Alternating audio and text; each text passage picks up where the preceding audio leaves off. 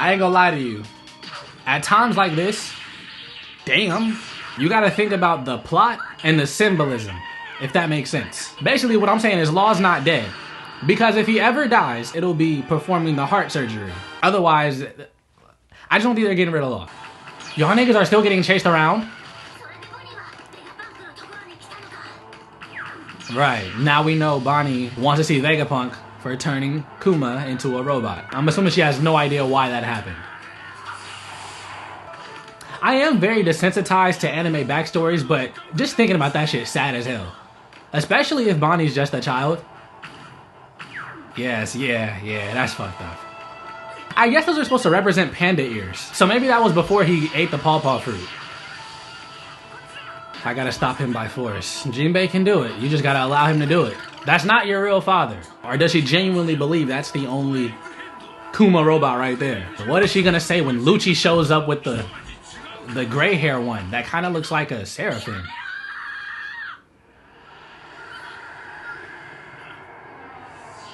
Whoa!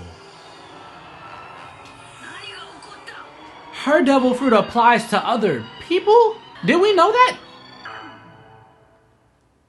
Oh, it's a child, so he won't attack it. Protected by the law. Wow. She made Chopper old? Oh, that's a nasty devil fruit. They can overpower it with hockey, but I guess they're just not even thinking about that. Look at Luke. Wait. Her devil fruit ain't awoken, is it? This is just another part of it we haven't seen yet. It can affect other people. I mean, I guess I should have thought about that.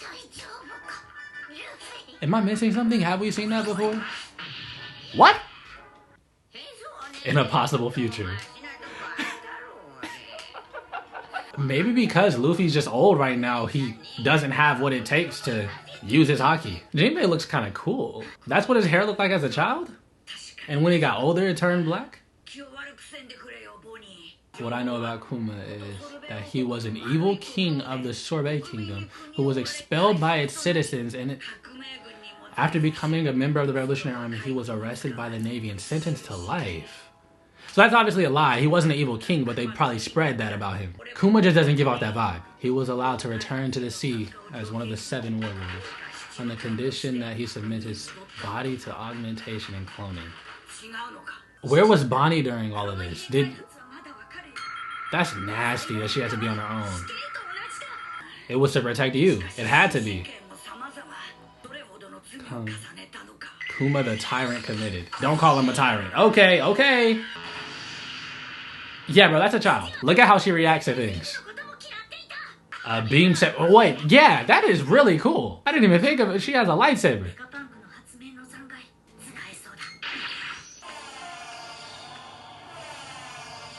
She deactivated it without touching them.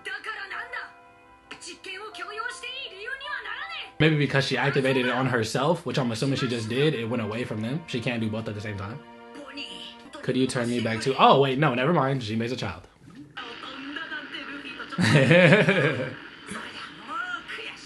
This is really cool. This music does it for me.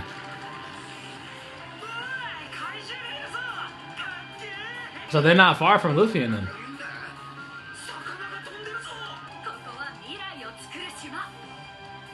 So I guess things are tested here before passed on to other places. Punk Records. Above the factory level. Workers and researchers live there. And messing around down there too. I wonder how Dory and Groggy look next to that giant robot.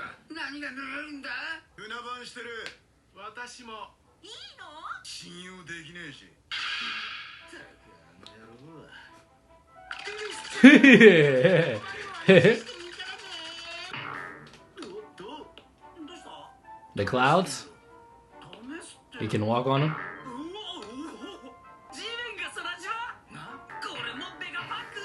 So obviously this was inspired by Skypiea.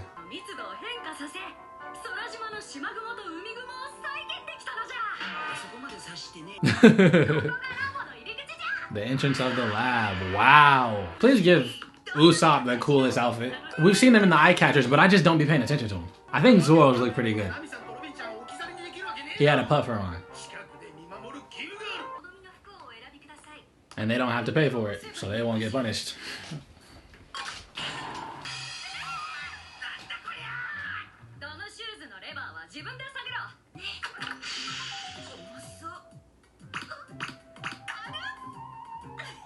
Oh, she got the Bonney treatment. SSG.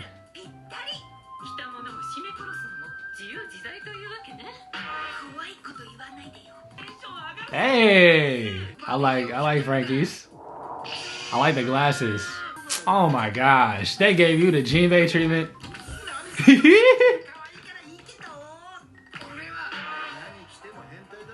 Damn! You're the pervert, nigga. What the fuck? Why you do Frankie like that?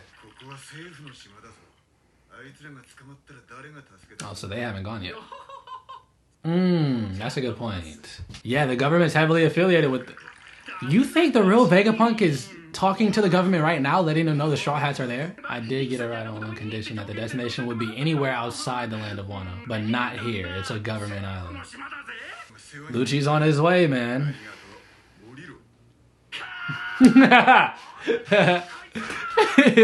Caribou. Who is he in like affiliated with? He wanted to let somebody know something about the poneglyphs. A little escalator?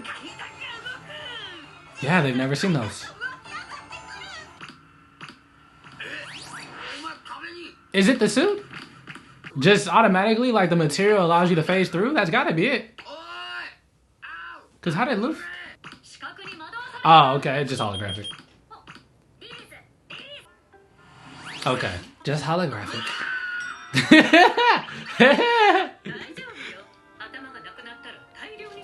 Robin is so crazy.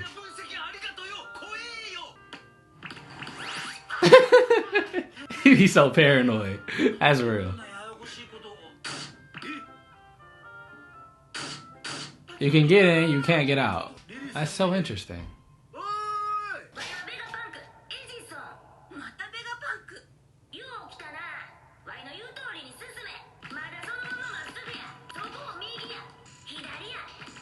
They really got the Astro Boy boots on, man. So Zoro and Brook are just gonna wait by the ship. Wait for them to get back, I guess.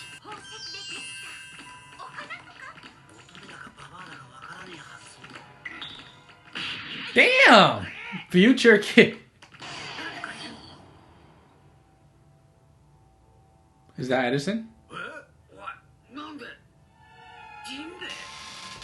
Did Vegapunk make the Seraphims? That would make sense. Number 4. We still haven't seen Moria or Seraphim Kuma, unless that tall one was the Seraphim. That's with Lucci. Moria, Jimbei, Kuma, Mihawk, Boa. Who am I missing? Doflamingo and Crocodile. Oh, that nigga just woke up and... So Edison trapped him. But yeah, we haven't seen Seraphim Doflamingo or Seraphim Crocodile. I imagine they exist too, because those were the original warlords at the beginning of One Piece. Dragon! You're here! You're just here!